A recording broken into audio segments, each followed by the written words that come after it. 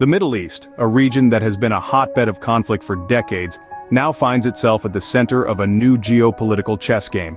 Historically, the United States and its allies have played the role of kingmakers, their military might and economic clout shaping the dynamics of power. But the sands are shifting, and a new player is making its moves on the board: China. In recent years, China's influence in the Middle East has grown exponentially. The Belt and Road Initiative, China's ambitious global development strategy, has seen it forge strong economic partnerships with nations across the region. These ties are not just economic, they're strategic. Consider the United Arab Emirates, a long-standing ally of the US, which recently shocked the world by suspending a multi-billion-dollar purchase of American F-35 aircraft. Instead, the UAE chose to maintain and deepen its ties with China, a move that underscores the shifting dynamics of power in the region. As the geopolitical landscape shifts, China's role in the Middle East is becoming increasingly significant.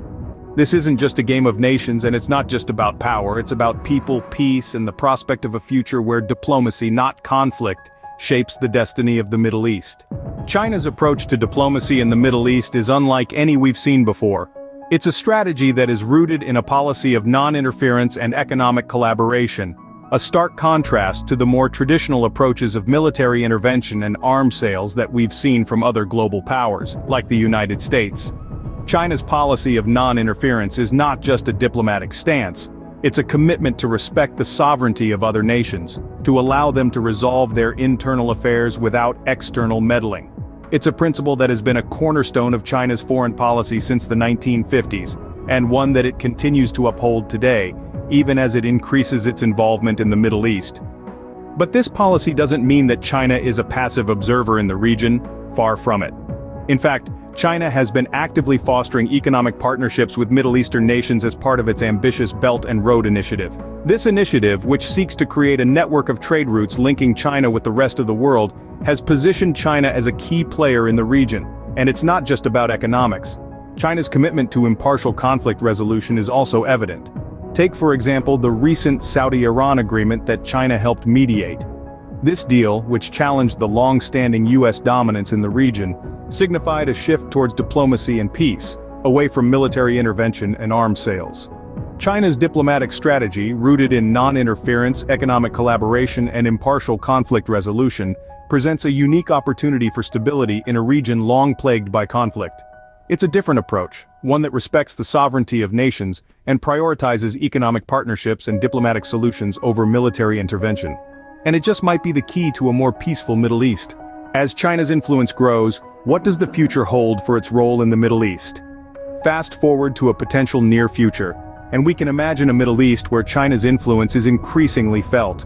The Belt and Road Initiative, China's ambitious global infrastructure project, continues to weave intricate economic partnerships throughout the region. As these relationships deepen, China's role in the Middle East could evolve from a mere economic ally to a significant diplomatic player.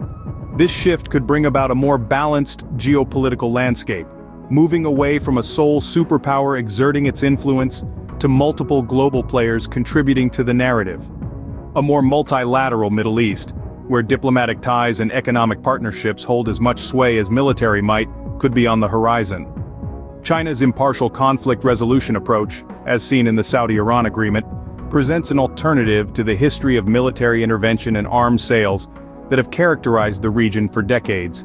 This shift towards diplomacy and dialogue could potentially reduce tensions and foster a more peaceful environment, benefiting not just the region, but the world at large. However, this new landscape requires adaptation from traditional powers. The United States and its allies will need to rethink their strategies, moving away from military tactics and focusing more on diplomatic engagement and economic partnerships. The pressure to adapt is not just about maintaining influence, but also about preserving international reputation and credibility. In this new era, the traditional great game of geopolitics could transform into a great dialogue, where diplomacy, economic partnerships, and mutual respect drive international relations. The future of the Middle East could well be shaped by China's approach to diplomacy. Only time will tell if this strategy can bring about the long-awaited stability the region needs.